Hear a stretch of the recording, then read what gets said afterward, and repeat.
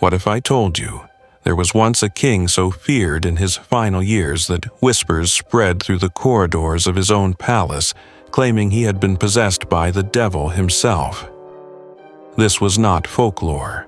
This was the fate of Henry VIII, a monarch who began his reign as a golden Renaissance prince, admired across Europe for his charm, intellect, and athletic grace, only to transform into a bloated, paranoid tyrant whose very presence reeked of decay. But here's the twist. His monstrous metamorphosis wasn't born of supernatural forces. It was the result of something far more human and far more terrifying. If you dare to follow the truth behind England's most infamous king, hit subscribe. Now we're only at the gates of this dark journey. In 1509, 18-year-old Henry ascended the throne, inheriting a realm of prosperity and hope. Contemporary accounts paint him as the handsomest potentate I ever set eyes on. Tall, broad-shouldered, with hair like spun gold that caught the light of the court's torches. His smile could disarm enemies. His athleticism on the hunt or in the tilt yard impressed even the most battle-hardened nobles. To Europe's royal courts, he seemed the embodiment of the perfect monarch youth beauty and unshakable confidence. In those early years, Henry was more than just a king. He was a cultural phenomenon. Fluent in 4 languages, he composed music, penned poetry, and dazzled foreign ambassadors with his wit. His reign promised a golden era, a time of pageantry tournaments and prosperity.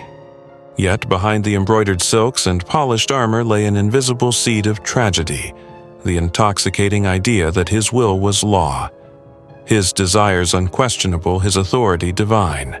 That seed would take root on January 24, 1536, at Greenwich Palace in the thunder and dust of a jousting tournament.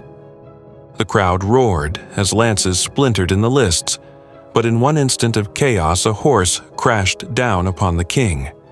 Silence fell like a shroud. Henry lay still, his ornate helmet askew, his body twisted. For 2 hours, an eternity in the 16th century, he did not wake. Men crossed themselves. Women whispered prayers. Few thought they would see their king alive again. When he finally regained consciousness, the court breathed in relief, but they could not see the damage left behind. Modern medical scholars suspect a severe frontal lobe brain injury, the kind that can warp a man's emotions, blunt his empathy, and unleash his worst impulses. Before the fall, executions under Henry were measured and bound by legal formality. Afterward, death sentences multiplied like shadows at dusk, sudden and unpredictable. The same accident unleashed another torment. A varicose ulcer on his left leg, the legacy of an earlier injury, ruptured under the force of the fall. What had once been a manageable wound became a festering sore that would haunt him until his dying day. In a world without antibiotics, infection was not just a medical issue, it was a constant assault on the senses. The stench became infamous, so overpowering that courtiers pressed perfumed cloths to their faces when in his presence. Treatments were brutal. Physicians applied red-hot irons directly to the wound, the hiss of searing flesh mixing with the king's guttural cries. The sickly sweet smell of burning skin clung to the air, settling into the rushes that lined the palace floors. It was medieval torture disguised as medicine. The pain was unending, robbing him of sleep, fraying his temper, and chipping away at whatever patience remained in his mind. As the seasons turned, the once athletic king could barely cross a room without gasping. Hunts that had lasted hours now became impossible. The man who had chased deer through the forests of England was now hunted himself, pursued by the specter of his own failing body. This loss of physical vitality cut deep. For a ruler whose identity had been built upon power, virility, and dominance, it was an unbearable humiliation. In the wake of the accident, Henry's fascination with his health curdled into obsession. He surrounded himself with physicians demanding remedies both exotic and absurd. His preserved royal medicine chest lists over 300 concoctions: ground pearls for melancholy, powdered unicorn, horn in truth, narwhal, tusk for protection against poison, and moss of human skull for ailments of the mind. Each jar and vial was a talisman against death, though most were useless or harmful. This hypochondria began to shape the rhythm of court life. Multiple food tasters tested every meal not only for poison, but to shield him from foods he believed might worsen his ailments. By 1540, mirrors vanished from his chambers. Henry could no longer bear the sight of his own transformation. Sleep came in erratic bursts, nights without rest, followed by 18-hour slumbers. The courtiers learned to read the signs: the tightening jaw, the sudden flush in his cheeks, the way his voice would sharpen before a rage. In those moments, no one was safe. The man who once charmed courts across Europe now saw illness and weakness as personal betrayals. When his own body failed him, he turned his fury outward. The break with Rome in 1533, often framed as a bold theological shift, was at its heart an act of ego. Pope Clement VII refused to annul Henry's marriage to Catherine of Aragon, and in response Henry didn't just defy the Pope, he tore England away from centuries of Catholic tradition to get his way. Henry's argument was cloaked in religious language, claiming that his marriage was cursed because Catherine had once been married to his late brother. Yet this was an argument he had conveniently set aside decades earlier, when he sought papal permission to marry her in the first place. The truth was simpler: Catherine had not given him a surviving male heir, and Henry believed God's punishment was unfolding in his life. This belief turned desperation into ruthlessness. By 1534, the Act of Supremacy declared Henry the supreme head of the Church of England, granting him religious power medieval kings had never dared claim. But it was not only about theology, it was about wealth. The dissolution of the monasteries stripped vast lands and treasures from the church, funneling staggering riches into the crown. Monastery lands worth the modern equivalent of billions changed hands, justified as holy reform, but driven by greed. The young king, who had inherited one of Europe's most stable treasuries, now began to spend with reckless abandon. Wars in France drained the coffers' campaigns, costing fortunes for the capture of towns with no strategic value. The so-called Battle of the Spurs in 1513, which Henry hailed as a great triumph, was little more than a glorified cavalry chase, yet it consumed more gold than entire provinces could produce in a year. By the mid-1520s, Henry was forced to debase England's coinage, reducing its silver content by a quarter to fund his ambitions. This decision sent ripples through the economy, inflating prices and squeezing the poorest subjects hardest. The crown's greed was becoming the people's burden, and resentment simmered quietly in villages and markets. Even away from the battlefield, Henry's spending verged on the obscene. Hampton Court Palace alone cost the equivalent of tens of millions today. His wardrobe expenses rivaled the incomes of entire counties. Thousands of courtiers, musicians, cooks, and servants had to be fed, clothed, and entertained. Each banquet, each feast was a performance of power and a drain on resources. When traditional taxes could no longer sustain his extravagance, Henry turned to desperate measures. The amicable grant of 1525 was anything but amicable, a forced tax that nearly sparked rebellion. The wealth seized from the monasteries offered temporary relief, but Henry spent faster than it could arrive. By his death in 1547, England was deeply in debt, a shadow of the prosperous kingdom he had inherited. As his body withered, Henry began to master the art of image manipulation. Portraits, especially the famous Holbein depiction, became weapons of propaganda. In it, Henry stands wide-legged, chest-puffed codpiece exaggerated to almost comic proportions. But it was an illusion. Hidden beneath the layers of silk and velvet were padded doublets to mimic muscle and clothing arranged to obscure his ulcerated legs. The artistry extended beyond clothing. The Great Hall at Hampton Court was built to elevate his presence, a hammer-beam roof that drew eyes upward, thrones placed high upon platforms, gold-threaded tapestries that caught the candlelight to create a supernatural glow. Even his signature grew larger and more elaborate, sprawling across documents to assert authority when his body could barely hold a pen. Behind the grand facade, however, lay a private life marked by cruelty and blood. The rhyme, divorced, beheaded, died, divorced, beheaded, survived, reduces his 6 wives to grim footnotes, but each story reveals a distinct form of abuse. Catherine of Aragon was cast aside after 24 years, banished from court, and denied visits from her daughter. She died isolated, her final letter to Henry, signed Catherine the Queen, left unread. Anne Boleyn's fall was staged like a morality play with a foregone ending. A show trial dazzling with rhetoric and starved of evidence, confessions wrung from terrified courtiers, and a queen condemned by rumor as much as by law. When the verdict came, a French swordsman was summoned to deliver a cleaner death. Yet the cruelty had already done its work.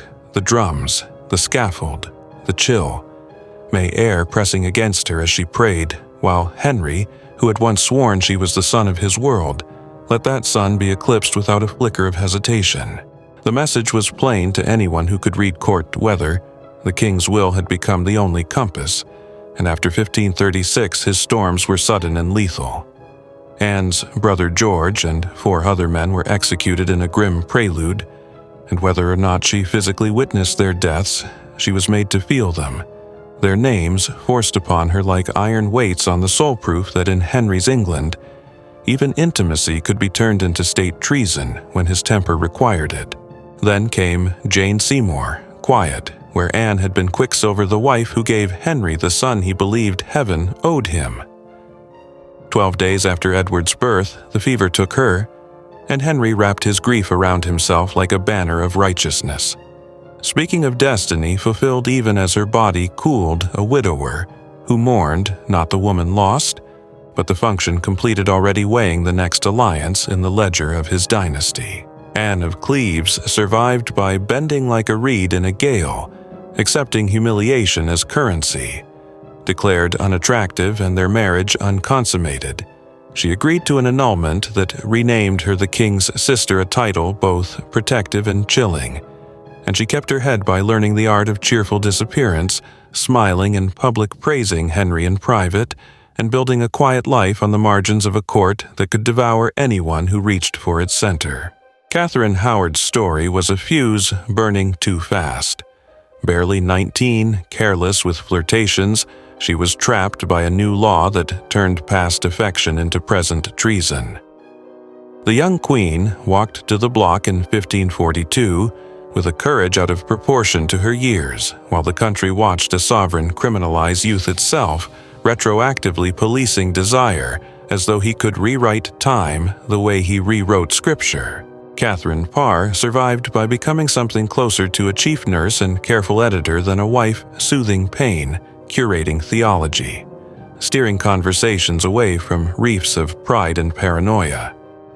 She learned the choreography of safety, when to speak softly, when to praise loudly, when to vanish, until the court began to whisper that she had mastered the only art that mattered in Henry's last years, the art of living beside a dying volcano. The executions that bled beyond his marriages carved deeper wounds into the kingdom's conscience. Sir Thomas More, once friend and chancellor, knelt in 1535 because he would not swear that Henry was God's proxy on earth, and his final words, the king's good servant. But God's first echoed like a bell tolling for the old faith. If you're still with me through this descent, tap the bell, so you don't miss what comes next, because the betrayals are about to turn inward and devour the very architect of Henry's rise, Thomas Cromwell. The iron brain behind the break with Rome and the dissolution of the monasteries discovered in 1540 that proximity to the sun could scorch to ash. blamed for the failed marriage to Anne of Cleves, arrested without warning, denied the trial he had so often engineered for others he met the blade, while Henry pivoted from gratitude to rage, with a speed that left Europe stunned, proof that service to a god-king ends where convenience begins. When the North rose in the Pilgrimage of Grace in 1536, 40,000 marched under the banner of the 5 Wounds of Christ, pleading for the old rites and the restoration of monasteries. Henry played the penitent prince with chilling talent, promising pardons and counsels.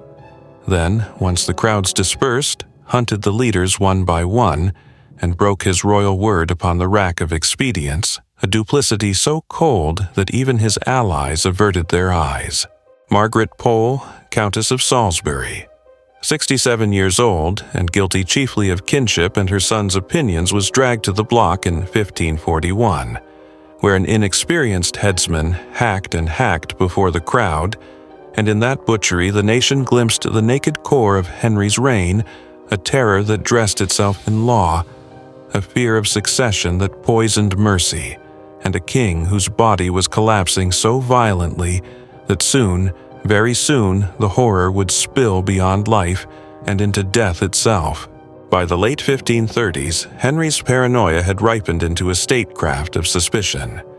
Whispers in corridors became weapons. Rumors could kill as effectively as swords. The Exeter conspiracy trials of 1538 were built on little more than conjecture. Henry Courtenay, Marquis of Exeter, and others condemned for allegedly speculating about the succession. The evidence was so thin it might have dissolved in sunlight, but in Henry's England shadows were enough to warrant the axe. The king's household grew quieter in a way that had nothing to do with ceremony. Conversations halted when he entered a room. Letters were burned before they could be read aloud. Ambassadors reported that those in the king's favor one week might be shunned the next, and that fear had replaced loyalty as the currency of the court. Even the most trusted servants watched their own tongues, as if the air itself might be listening. Physically, Henry was becoming a fortress of flesh and pain. He moved with the aid of mechanical devices hoisted onto his horse or into his chair like cargo. His ulcerated legs swelled grotesquely.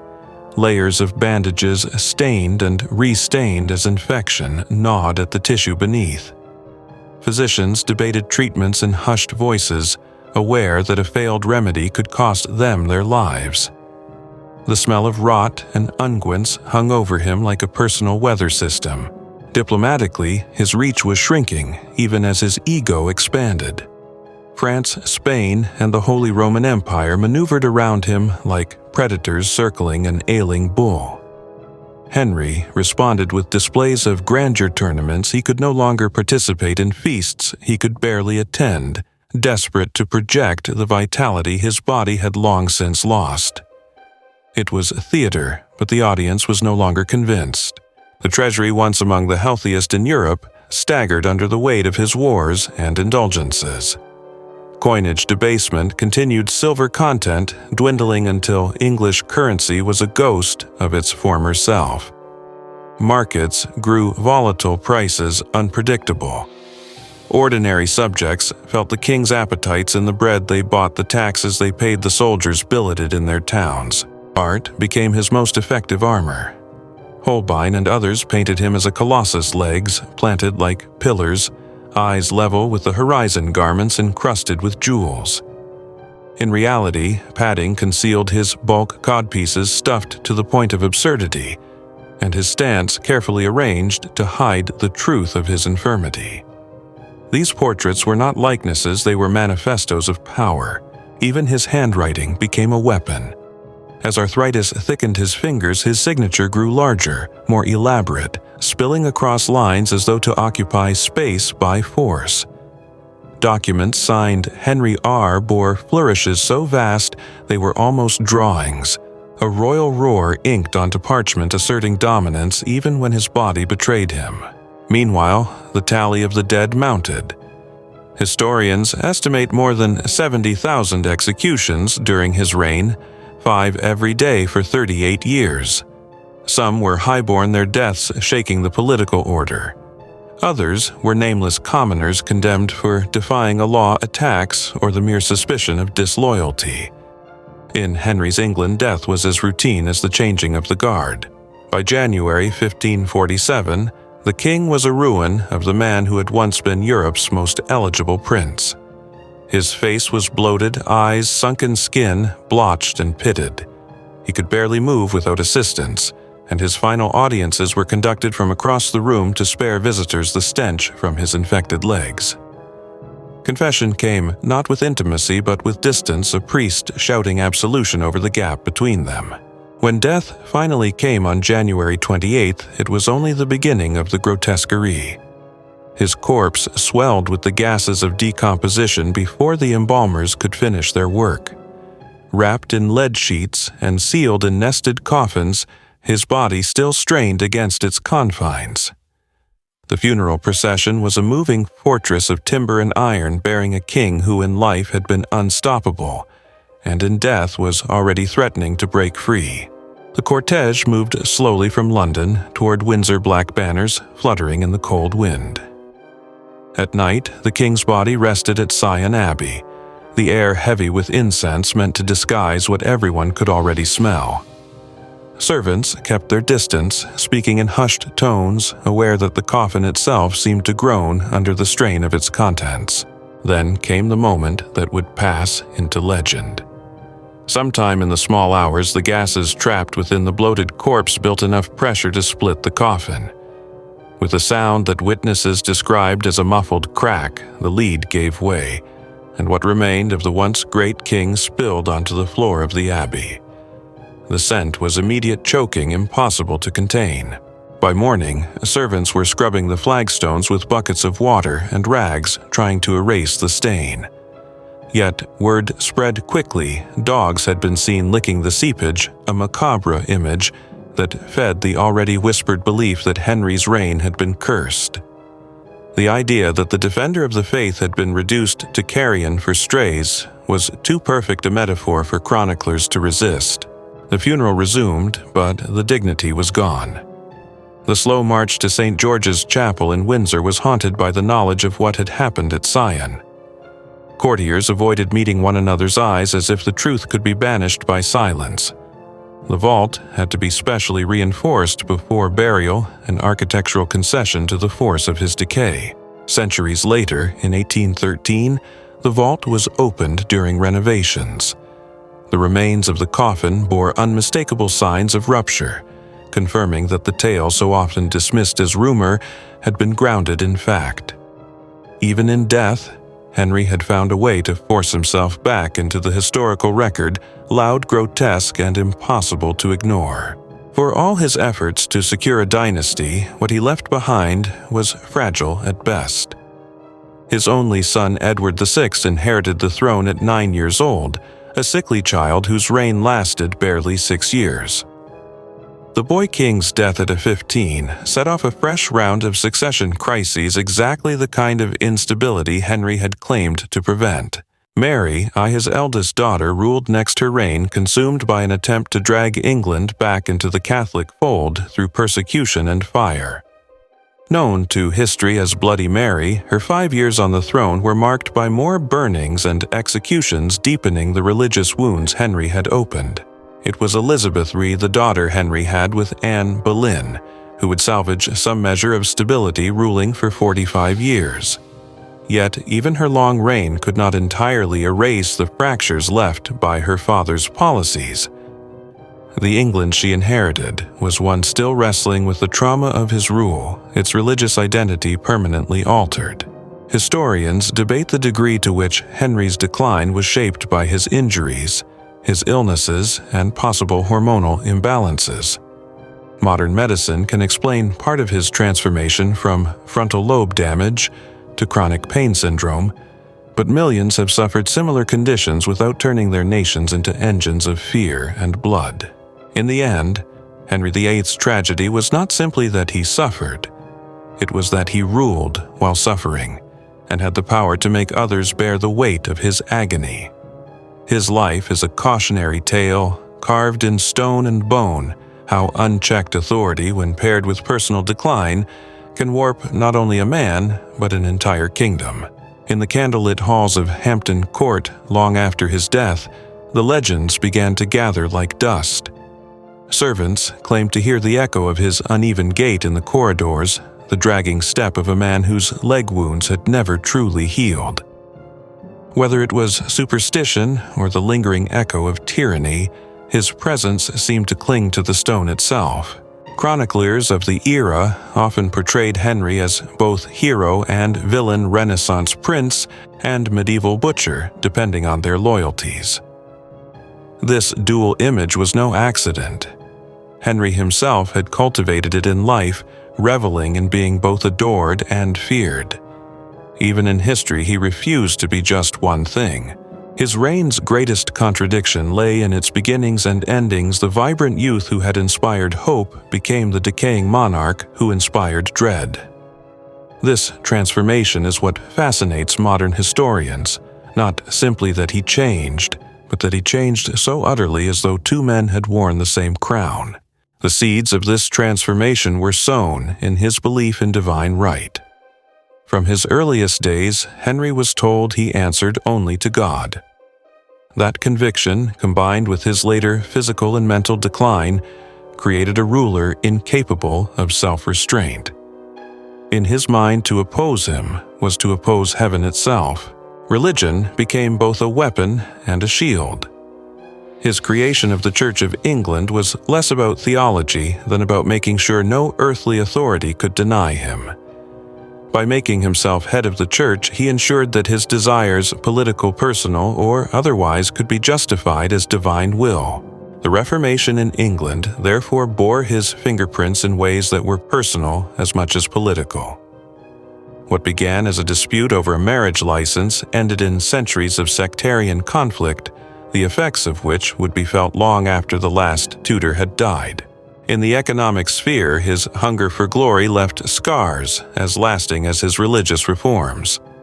The debasement of the coinage, the seizure of monastic lands, and the reckless expenditure on palaces and wars were not isolated decisions but part of a pattern, taking what he wanted now and leaving the consequences for others. That same pattern played out in his personal relationships. Friends became enemies overnight if their usefulness waned. Allies were discarded if they could not deliver what he demanded. Wives were elevated, worshipped, discarded, or destroyed according to the shifting weather of his moods. For those who lived under his rule, survival meant learning to read his temper as one might read the tides. A careless word, an ill-timed joke, or a perceived slight could end in ruin. The court became a stage where everyone played a part for fear of the audience of one. This culture of fear seeped beyond the palace. Ordinary subjects learned to measure their loyalties carefully to avoid drawing the gaze of a monarch whose displeasure could ripple outward to touch towns and villages far from London. In this way, Henry's paranoia infected the entire realm. The legacy of this paranoia can be seen in the laws he left behind, statutes that broadened the definition of treason to the point where thought itself could be criminal. The monarch's insecurity became codified into the very framework of English governance.